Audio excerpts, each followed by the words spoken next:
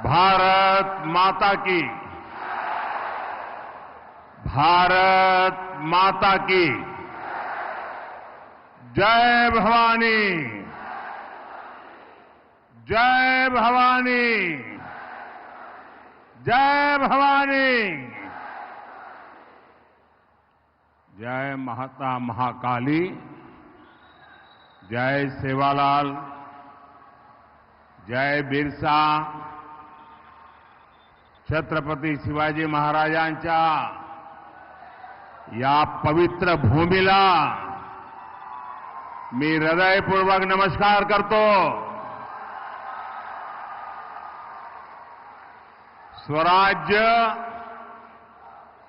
आजची राजधानीतील रायगड वासियांना माझा नमस्कार।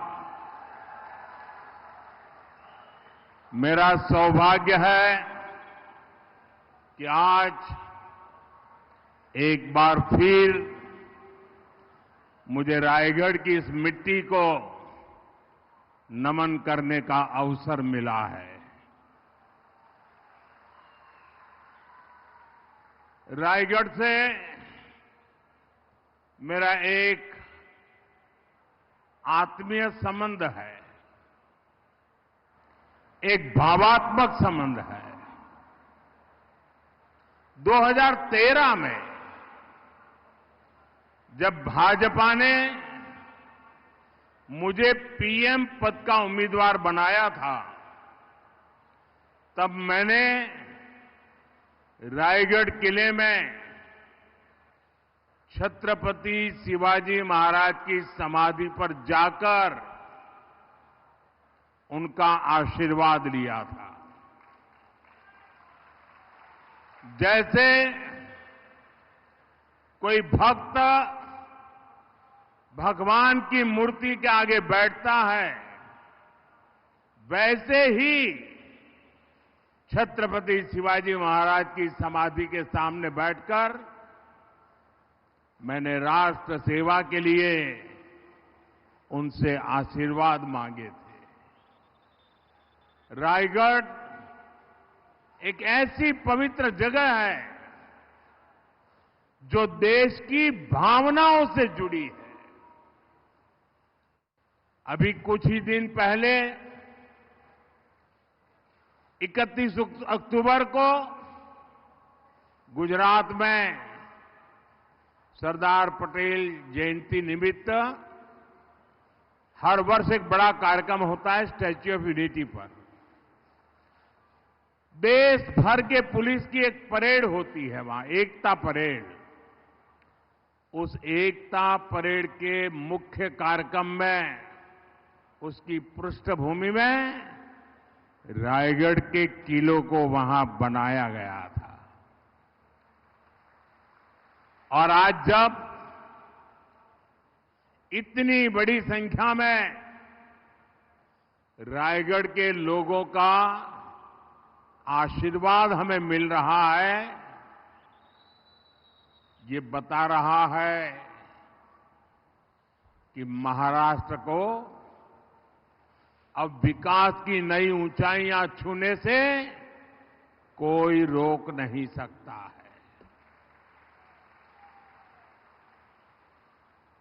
साथियों, एक प्रकार से ये शहरी क्षेत्र बन गया है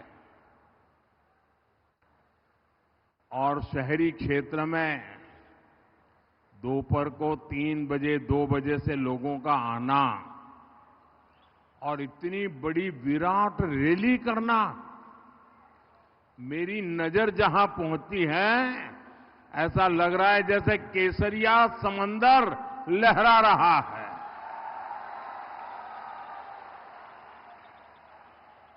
ये दृश्य अपने आप में 23 तारीख को नतीजे क्या आने वाले हैं, इसकी गारंटी यहां दिखाई दे रही है।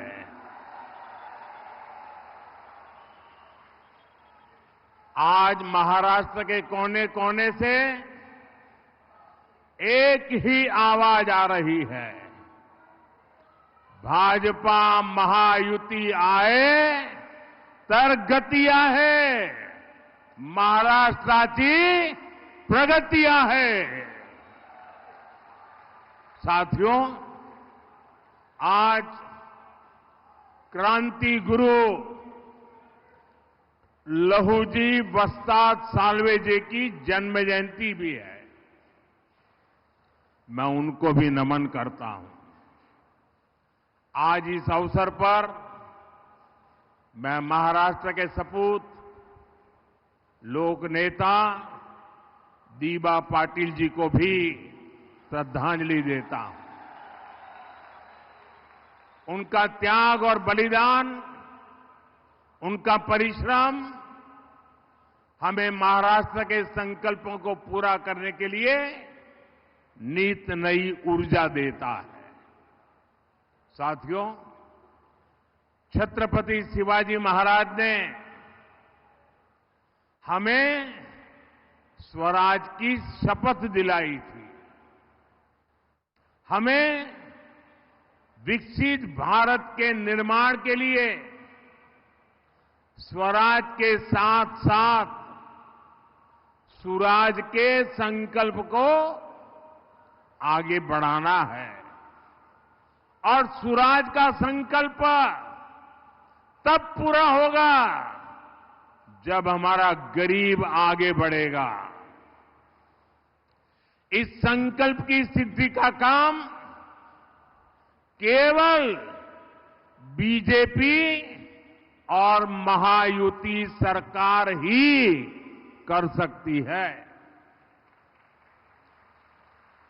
आप भी जानते हैं, कांग्रेस पार्टी ने तो हमेशा गरीब को गरीब बनाए रखने के एजेंडे पर ही काम किया है. पीढ़ी दर पीढ़ी ये लोग केवल गरीबी हटाओ का झूठा नारा देते रहे, बोलते रहे, गाते रहे. गरीबी हटाओ के नारे के नाम पर कांग्रेस ने गरीबों को ही लूट लिया. इसलिए मेरा गरीब जिंदगी की मुश्किलों से बाहर नहीं आ पाया. रोटी, कपड़ा, मकान, आजादी के 70 साल बाद भी देश के ज्यादातर लोग इसी को पाने में जूझते रहे. पिछले 10 वर्षों में पहली बार ये हालात बदले हैं.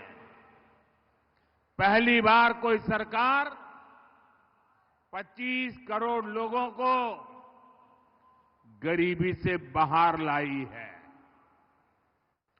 हमने 4 करोड़ बेघर लोगों को पहली बार पक्के मकान का सुख दिया, सुरक्षा दी. हमने 12 करोड़ गरीबों के घर में शौचालय बनाकर उन्हें सम्मान से जीने का अधिकार दिया. जल जीवन मिशन चलाकर हमने 12 करोड़ घरों में पहली बार पाइप से पानी पहुंचाया. आज देश में करीब करीब हर व्यक्ति के पास अपना बैंक खाता है. रेहड़ी पटरी वाला व्यक्ति भी, एक मेहनतकश मजदूर भी अब मोबाइल पर यूपीआई से पेमेंट कर रहा है. गरीब अब खुद भी आगे बढ़ रहा है. देश को भी आगे बढ़ा रहा है. और इन योजनाओं का सबसे बड़ा लाभार्थी कौन है? इसका सबसे बड़ा लाभार्थी है हमारा दलित समाज, हमारा आदिवासी समाज, हमारा पिछड़ा समाज, हमारे वंचित समुदाय के लोग। महायुति सरकार की नीतियां आज शोषितों, वंचितों की ताकत बन रही है। भाइयों बहनों, जो काम 10 साल में हुए, वो काम पहले भी हो सकते थे, लेकिन कांग्रेस की सरकारों की मंशा ही नहीं थी कि गरीब आगे आकर अपना हक मांगे।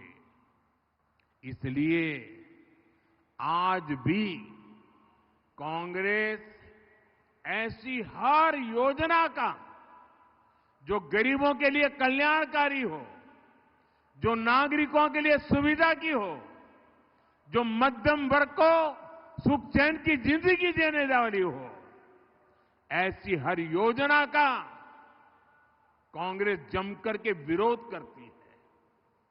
आप देखिए, हम देश के 80 करोड़ लोगों को हर महीने मुफ्त राशन पहुंचा रहे हैं। हमारे यहां रायगढ़ में भी करीब 18 लाख लोगों को मुफ्त राशन मिल रहा है। अब मुझे बताइए भैया, इस काम से किसी का भी विरोध हो सकता है क्या? हो सकता है क्या? गरीब के घर में चूल्हा जले, हमें खुशी होगी कि नहीं होगी? मैं जरा आपसे पूछना चाहता हूं, खुशी होगी कि नहीं होगी? अगर गरीब का भला होता है तो आपको खुशी होगी कि नहीं होगी? लेकिन कांग्रेस पार्टी को नहीं होती है। कांग्रेस पार्टी क्या कहती है? कांग्रेस कहती है कि जो 25 करोड़ लोग गरीबी से बाहर निकले हैं, उन्हें राशन क्यों मिल रहा है? कांग्रेस चाहती है कि इन लोगों का खर्च बढ़े और ये फिर से गरीबी में चले जाएं। अगर अगाड़ी वालों को मौका मिला तो ये महाराष्ट्र में यही करेंगे। इतना ही नहीं, हमें तो सवाल पूछा जा रहा है कि गरीबों को मुफ्त राशन क्यों दे रहे हो? लेकिन आज कांग्रेस के एक नेता ने झारखंड में घोषणा की है, आप सुनकर के चौंक जाएंगे। उसने झारखंड में घोषणा की है कि वे सस्ते गैस सिलेंडर हिंदुओं को देंगे, मुसलमानों को देंगे, और आगे क्या कहते हैं, जो घुसपैठिए हैं उनको भी देंगे। आप मुझे बताइए भाई, ये जो घुसपैठियों की आरती उतारते हैं, क्या ऐसे लोगों को देश में कहीं पर भी अवसर मिलना चाहिए क्या? जरा दोनों हाथ ऊपर करके पूरी ताकत से बताइए, ऐसे लोगों को कहीं पर भी अवसर मिलना चाहिए क्या? खुलेआम उनका एक नेता घोषणा कर रहा है कि जो घुसपैठिए हैं, रोहिंग्या है, बांग्लादेशी है, उनको हम सस्ते में गैस सिलेंडर देंगे। ये वोट पाने के लिए देश के साथ आपके बच्चों के उज्जवल भविष्य के साथ कैसा खेल खेल रहे हैं, इसका ये उदाहरण है। इसलिए हमें ध्यान रखना है, ये कांग्रेस वोट बैंक की राजनीति करने में तो अग्रिम है, लेकिन गरीब की दुश्मन है। इसलिए कांग्रेस को रोकने की बड़ी जिम्मेदारी भी मेरे गरीब भाई बहनों की भी है। साथियों, बीजेपी और महायुति सरकार के लिए महाराष्ट्र का विकास ही पहली प्राथमिकता है। हम महाराष्ट्र के उज्जवल भविष्य का लक्ष्य लेकर काम कर रहे हैं। साथियों, पिछली सरकारों ने जो काम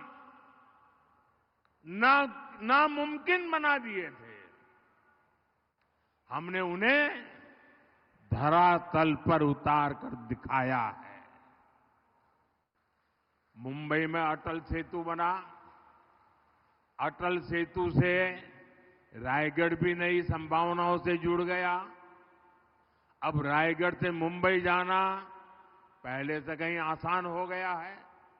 इसी तरह 20,000 करोड़ रुपए की लागत से बना रहा नवी मुंबई एयरपोर्ट, 80,000 करोड़ की लागत से बन रहा वाढवण पोर्ट, लगभग 50,000 करोड़ रुपए का समृद्धि महामार्ग, Mumbai coastal highway, Mumbai expressway, Panvel Karjat तक के रेलवे ट्रैक के दोहरीकरण का काम, इनसे पूरे महाराष्ट्र की तस्वीर बदल रही है।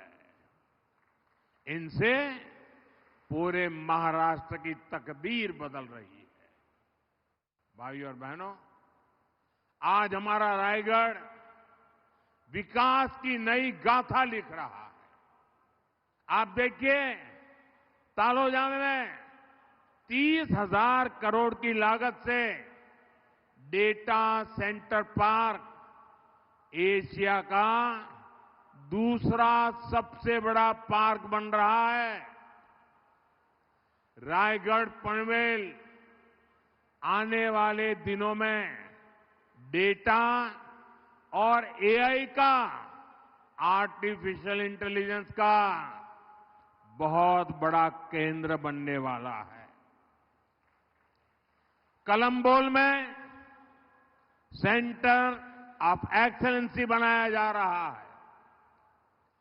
यहां स्किल यूनिवर्सिटी भी खुल रही है। पनवेल में सेमीकंडक्टर सेक्टर में भी बहुत बड़ा निवेश आ रहा है। पालघर पोर्ट और जेएनपीटी पोर्ट से भी नए रास्ते खुलेंगे।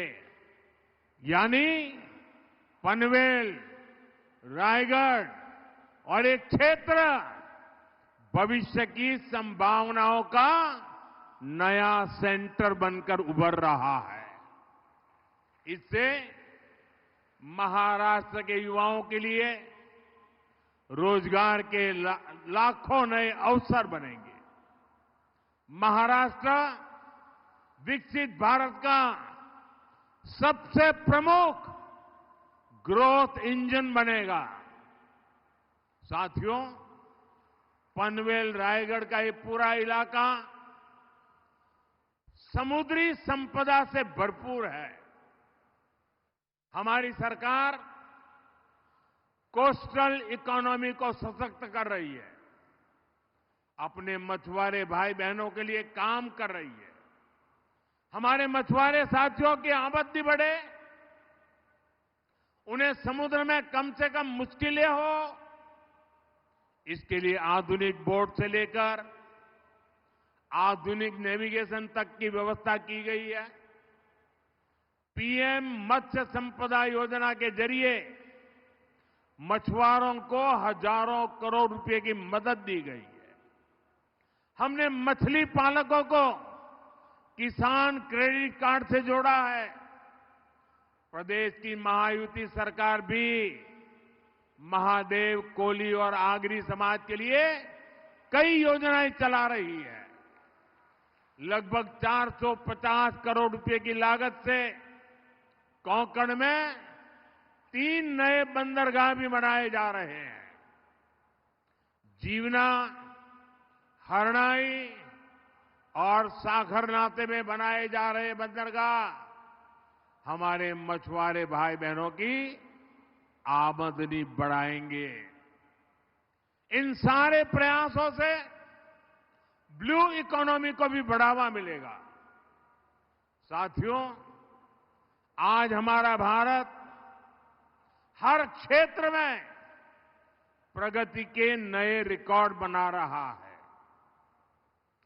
क्योंकि आज देश में महिलाओं को आगे बढ़ाने वाली सरकार महिलाओं के सशक्तिकरण के लिए काम कर रही है। हमारी सरकार ने गरीबों को घर देने के लिए पीएम आवास योजना शुरू की। हमने तय किया कि इस योजना के तहत मिलने वाले घरों की रजिस्ट्री घर की महिलाओं के नाम भी होगी। हमने देश भर में शौचालय बनवाए। ये कांग्रेस वाले उसका मजाक उड़ाते थे, लेकिन आज वही शौचालय करोड़ों माताओं बहनों के लिए इज्जत घर का काम कर रहा है, और उत्तर प्रदेश में तो उसको इज्जत घर के नाम से जाना जाता है। साथियों, हमारी बहनें देश की आर्थिक प्रगति को गति दे रही है। केंद्र सरकार की मुद्रा लोन योजना का लाभ भी करोड़ों महिलाओं को मिल रहा है। अब हम 3 करोड़ महिलाओं को लखपति दीदी बनाने की योजना पर काम कर रहे हैं। और 3 करोड़ लखपति दीदी बनने का मतलब ये वन टाइम नहीं है। हर वर्ष उस दीदी की वार्षिक आय 1 लाख रुपए से ज्यादा हो, ऐसी व्यवस्था, ये काम 3 करोड़ लखपति दीदी बनाने का सपना है मेरा। ड्रोन जैसी नई टेक्नोलॉजी आज हमारे देश में उसकी चर्चा है। इसका लाभ भी महिलाओं को मिले, इसके लिए ड्रोन दीदी योजना का काम चल रहा है। माताओं बहनों, महाराष्ट्र में महायुति सरकार महिलाओं को डबल लाभ दे रही है। इसका उदाहरण है महाराष्ट्र की माझी लाड़की बहन योजना। और इससे आपके खर्चों में मदद मिलती है, अपने काम को आगे बढ़ाने में मदद मिलती है। लेकिन कांग्रेस और अघाड़ी वाले बहनों के लिए ये जो योजना बनी है, इसका भी विरोध कर रही है। इनके लोग इस योजना को रुकवाने के लिए कोर्ट तक चले गए थे। आप सोचिए, अघाड़ी वालों के इरादे कितने खतरनाक हैं। इसलिए मैं माताओं बहनों को विशेष आग्रह से कहता हूं, ये आपके भविष्य के हर चीज को रोकने के लिए इंतजार करते बैठे हुए हैं। और इसलिए अघाड़ी वालों को मौका न मिले, ये महाराष्ट्र की महिलाओं ने ठान लिया है। और मुझे विश्वास है, जब महिलाएं ठान लेती है तो मैं नहीं मानता हूं ये कांग्रेस अघाड़ी वालों के लिए